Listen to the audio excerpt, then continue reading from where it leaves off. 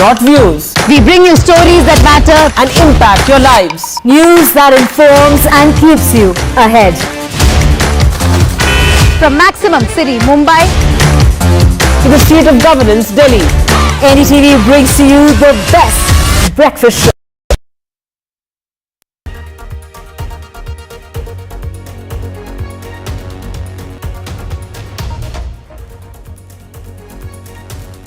You are watching The World 24/7 on the NDTV network.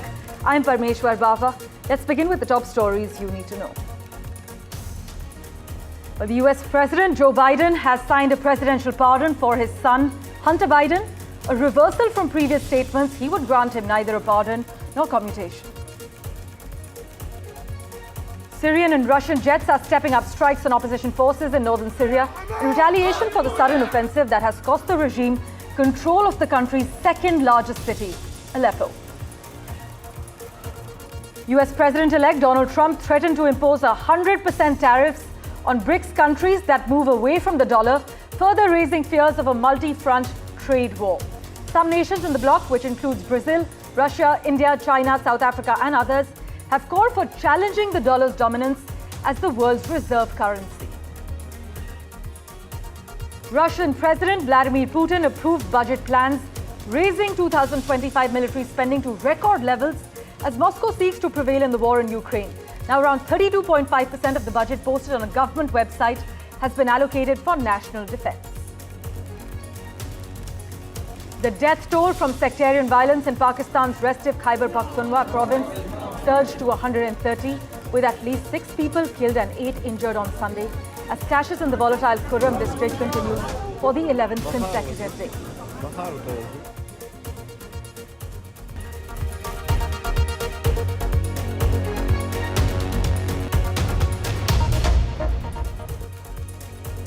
The big story we're tracking from the United States at the moment: Joe Biden has signed a presidential pardon for his son Hunter Biden, a reversal from previous statements that he would grant him neither a pardon nor commutation. Now, why does this matter? Well, you must note that presidents in the US regularly sign pardons at the end of their terms, but they rarely involve cases where their own family members are in the middle of the legal process. Hunter was set to appear at the sentencing hearings on the 12th and 16th of December. And Hunter Biden, as you know, was the first child of a sitting US president to face criminal charges. He was actually convicted on felony gun charges this summer and pleaded guilty on felony tax charges. So despite the White House's assurances last month that the US president had no intentions of pardoning his son, the announcement has finally now come through.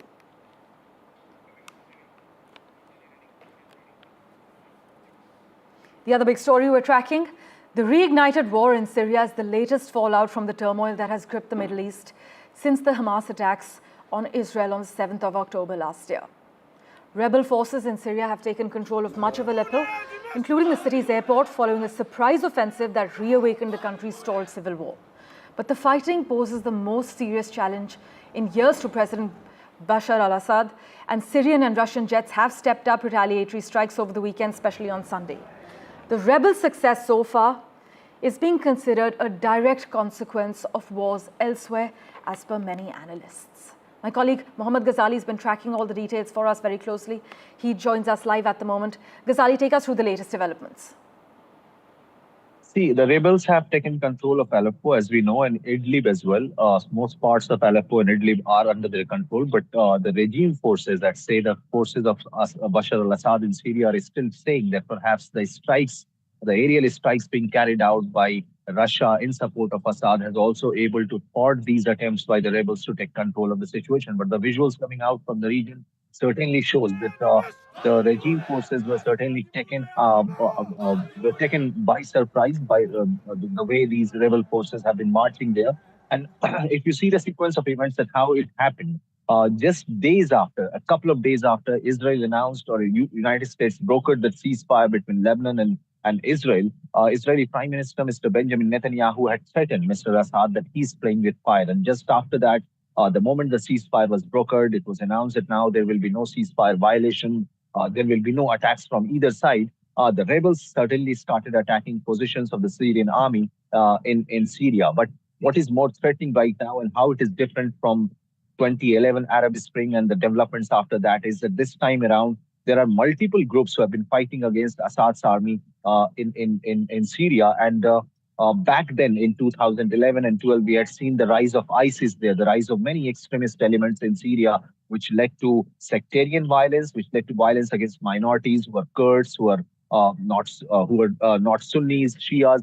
So this time around, Assad has certainly been caught by surprise. He flew to Moscow a couple of days ago before this attack started, and he was asking for assistance from Russia. And that is when the Russia is already invested in Ukraine's war, but it had to divert resources here. And aerial strikes have somewhere thwarted the attempt of the rebel forces. But it looks very unlikely that how long can they continue to push back the rebel forces now? Because even there have been reports emerging from the area that, like what we see in Afghanistan, when Taliban was approaching towards Kabul, a lot of the Afghani forces had surrendered their posts. And this is exactly what is being reported from some of the areas in Aleppo and Idlib, that how the forces just left the spot with their weapons, with their ammunition, and the rebel forces are gaining that as well. So it is going to be very challenging times in the next 24 to 48 hours to see the approach and progress of these rebel forces, that whether they'll continue to make a push beyond Idlib, beyond Aleppo, or whether they will be contained there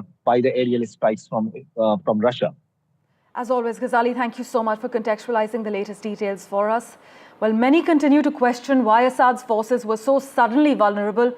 Well, for further clarity, we also have with us on the broadcast David K. Johnston from the Rochester Institute of Technology. As always, sir, thank you for making time for us.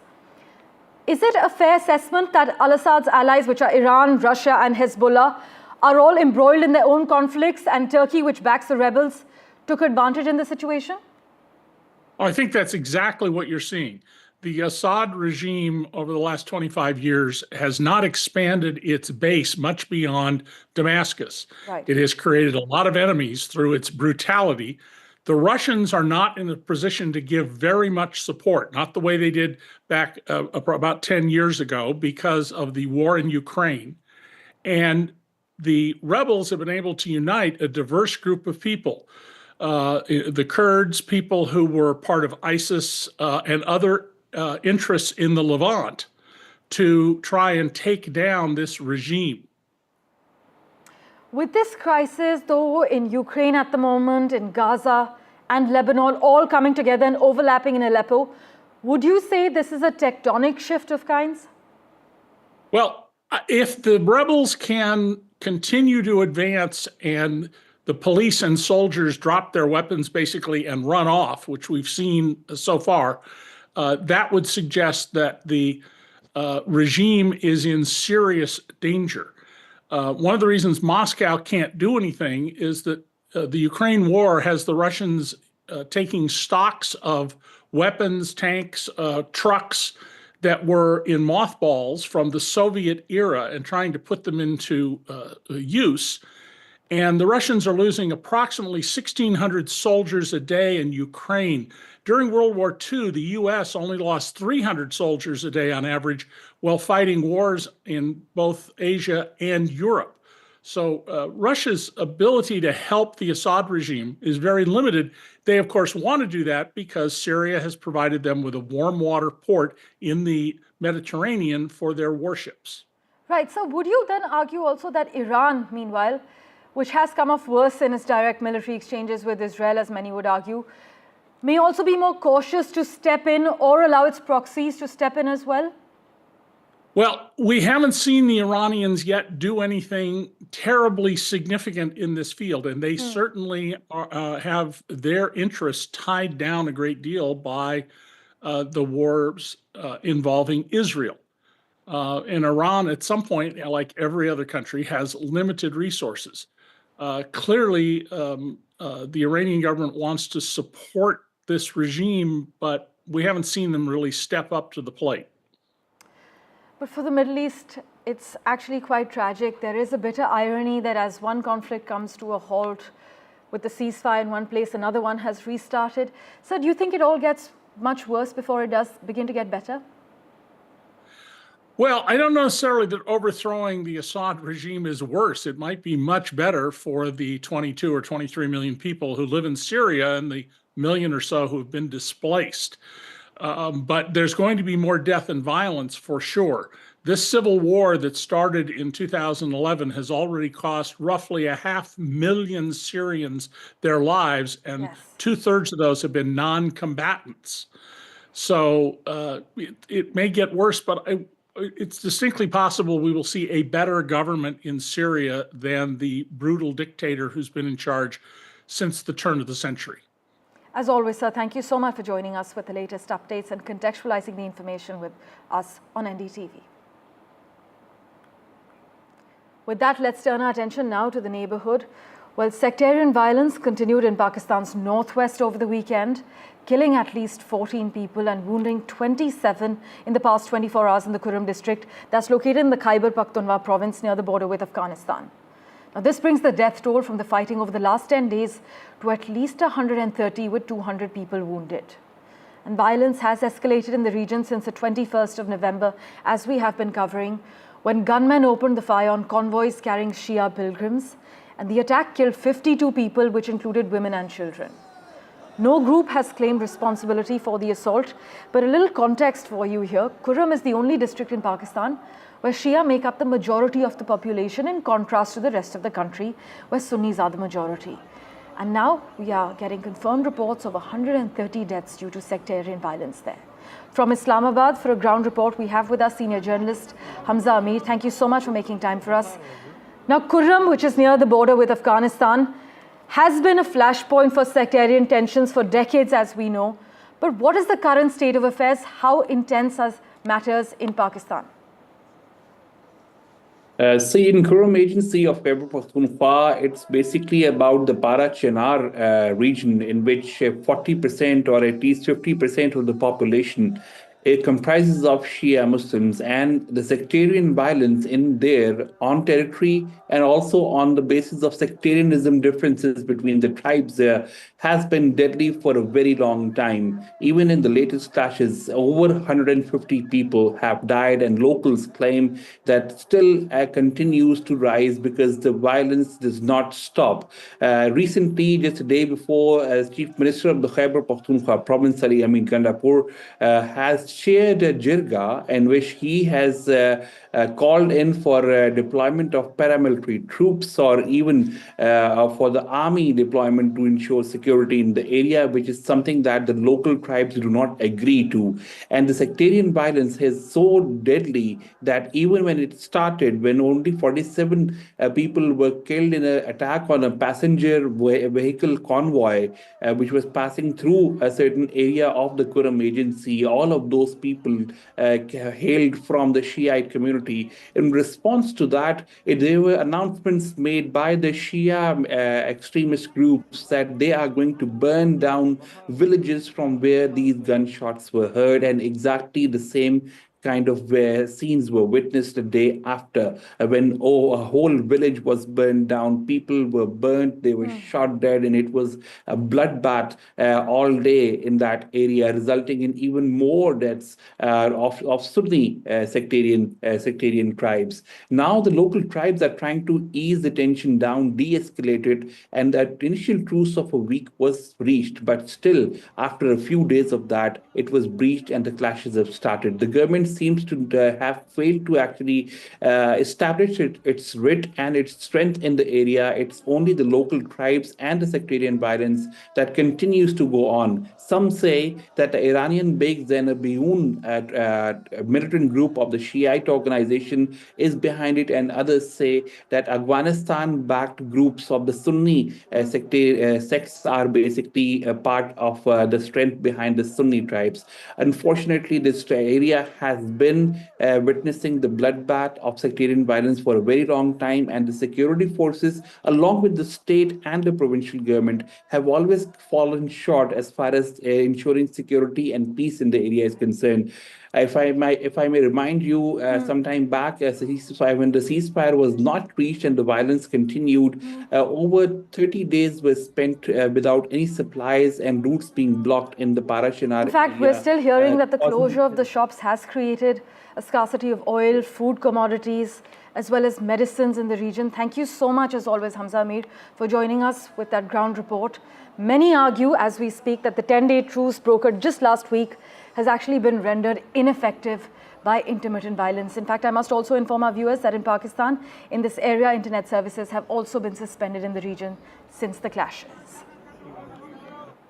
With that, let's turn our attention to the United States. Well, President-elect Donald Trump has threatened BRICS countries of 100% tariffs if they try to move away from the US dollar and carry their own international trade using a separate BRICS currency. In fact, in a post on X, Trump has said the idea that BRICS countries are trying to move away from the dollar while we stand by and watch is over. India, China, Russia, Brazil, and South Africa are the key partners of BRICS. Now, as you all are aware, BRICS, which was formed in 2009, is the only major international group of which the United States is not a part. The members are India, Russia, China, Brazil, South Africa, Iran, Egypt, Ethiopia, and the UAE.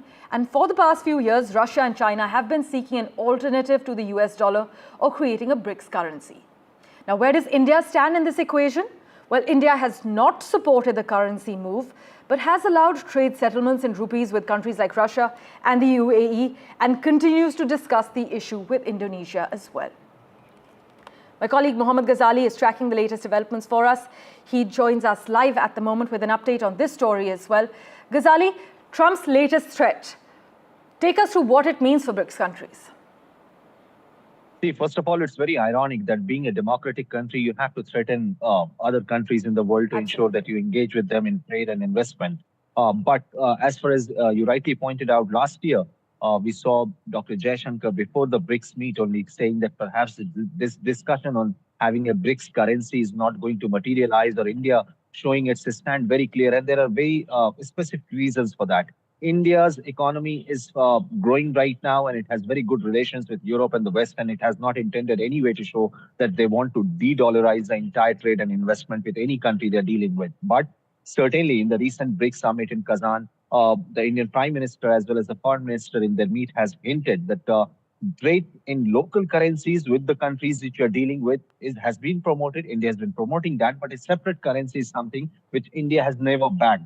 And it also said that even with what you say, that local currency or a currency not other than the dollar, India had its own reservations in the previous BRICS summit, in this year's BRICS summit as well. And India also has good relations with the United States. As you see that Trump having appointed a lot of Indian Americans or those officials who have a good rapport, a history of having good rapport or image with India, is certainly something which India is also considering. And that is why in Kazan, India didn't promote that part. India didn't support that part. And but after this recent statement from Donald Trump, the president-elect, India has not reacted it now. But we know the precedent that what India's stand has been when it comes to de-dollarization of economy. As always, Mohammad Ghazali, thank you so much for joining us with that latest update. As my colleague Ghazali just briefly mentioned, America's first fighter Kash Patel has been picked as the new FBI director in the incoming US government. He's part of the Indian Americans that are going to be part of the incoming US government, as Donald Trump has nominated his close confidant, Kashyap Patel, also known as Kash Patel, for the powerful position of director of the Federal Bureau of Investigation there. Now with this, Mr. Patel will be the highest-ranking Indian American in Trump's new administration. Little bit of a background about him. Kash Patel was born in New York to parents of Gujarati origin who emigrated from East Africa to the US. And he was raised a Hindu, making him the third after Tulsi Gabbard and Vivek Ramaswamy from the community to be picked for Trump's new inner circle. Here are the details on his background.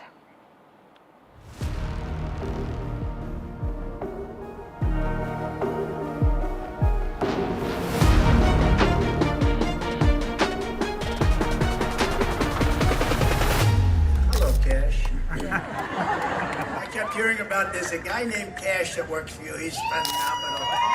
U.S. President-elect Donald Trump has selected loyal former aide and Indian-American Pentagon official Kashyap or Kash Patel to lead the FBI.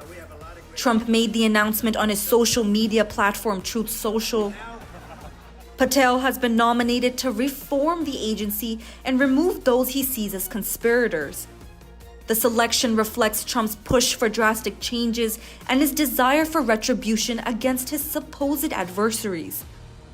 A staunch ally of Trump, Patel served as chief of staff at the Department of Defense during Trump's first term and has been a vocal critic of the FBI.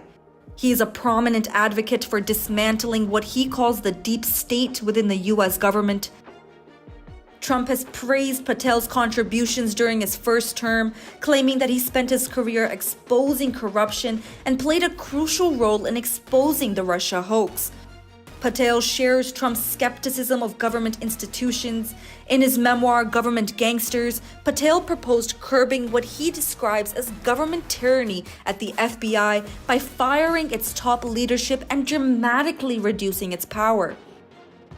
Patel has also suggested closing down the Bureau's headquarters in Washington and, quote, reopening it the next day as a museum of the deep state, end quote. Patel's nomination also highlights Trump's dissatisfaction with current FBI Director Christopher Wray. Appointed by Trump in 2017 to a 10-year term, Wray has clashed with Trump on several occasions, particularly over FBI investigations involving the former president. While critics warn that Patel's appointment could threaten the FBI's independence, supporters argue his leadership might bring long overdue reforms to the agency. Samia Afsar, NDTV World. Also, Donald Trump has announced that he plans to nominate Massad Boulos, a Lebanese-American businessman, and wait for it, the father-in-law of his daughter Tiffany, as a senior advisor on Arab and Middle Eastern affairs.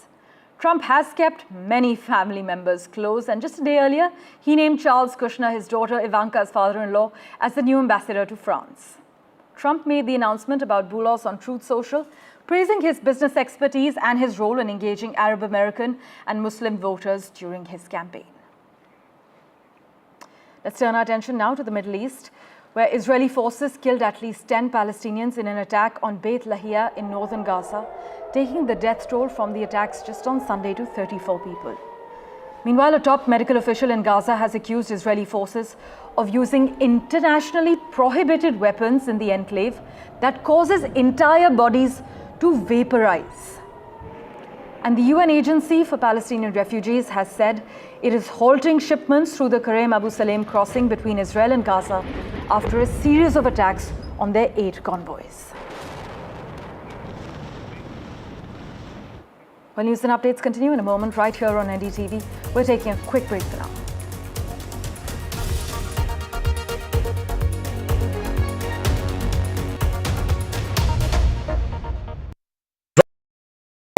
In today's interconnected world, India's voice is more crucial than ever. When India speaks, the world listens. At NDTV World, we are that voice, bringing you intelligent and insightful news from India and beyond. From geopolitics and diplomacy to economic shifts, migrations, tech disruptions, and the stories of our diaspora. We cover the news that shapes our global future. NDTV World, your new home for global news is here. It's a web of frauds, calls, luring emails, threatening messages. Cyber frauds have cast their net wide and everyone is at risk. We track the victims, their horror stories as they get conned online, extorted and robbed of their hard-earned money. How to identify a cyber fraud and how to stay cyber safe. What are your options? Fraud.con, NDTV initiative for cyber safety. Only on NDTV 24/7.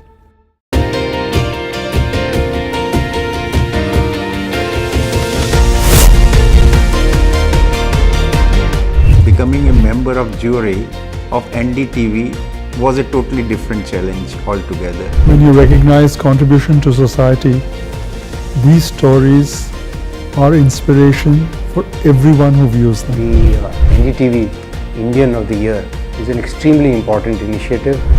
Nominees were just extraordinary. Each one of them is a rock star. And the achievers in this field who are inspiration for the Indians in this country have been chosen for this prestigious award. have been reporting on all issues big and small from Andhra Pradesh, Telangana, rest of South India, bringing you all the action, all that you need to know, all that you want to know. The energy of Maximum City is infectious. I bring in that energy in our news coverage from financial capital Mumbai. India's IT capital is always buzz. It's literally a city that never sleeps. And I keep you ahead on all the Bengaluru buzz. Covering from the southernmost part of India over the last 23 years, I bring in-depth and 360-degree coverage from the Dravidian heartland. The land of Mishti is also known for its bitter politics. I have seen much water flow under the Howrah Bridge, covering Bengal in all its vivid colors.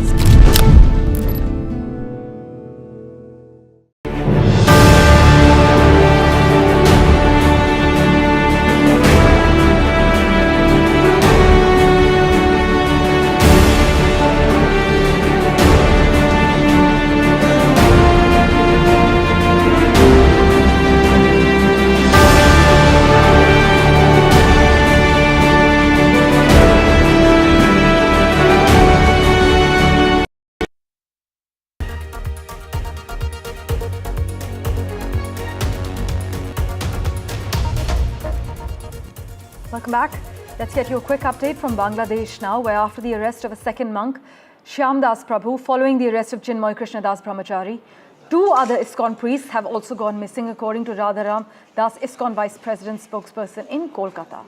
While there is no official comment on the arrest or detention of Shyam Das Prabhu and 2 other devotees who had reportedly gone to deliver food to Chinmoy Krishna Das, reports of attacks on Hindus continue to pour in from Bangladesh. Subsequently, I must also inform you, a journalist, Munni Saha, has also been taken into custody in Bangladesh after she was targeted by radical Islamist forces and also surrounded by a mob. In other news, massive protests erupted in Georgia over the government's decision to suspend the country's bid to join the European Union. Authorities have in fact clamped down hard on the demonstrations, prompting condemnation from the United States. Police actually fired tear gas and used water cannons, as you can see on those dramatic visuals coming in, and more than 40 people were injured over the weekend. The unrest has sparked a crisis for Georgia's ruling party, which has been criticized for seemingly steering the country away from Brussels and into Moscow's orbit. But the Prime Minister in Georgia accused the opposition of plotting to overthrow the government, while the country's pro-EU president has called for fresh elections.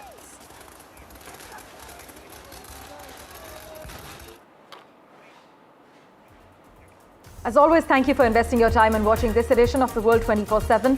We'll keep tracking the latest updates for you. Do stay tuned.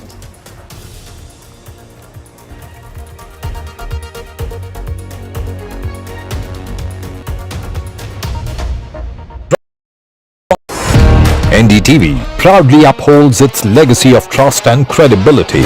According to the prestigious Reuters Institute's Digital News Report 2024, NDTV is the top-most news platform in the country. Number 1 in both online and offline reach in India. Beating all its competition, NDTV stands for trust.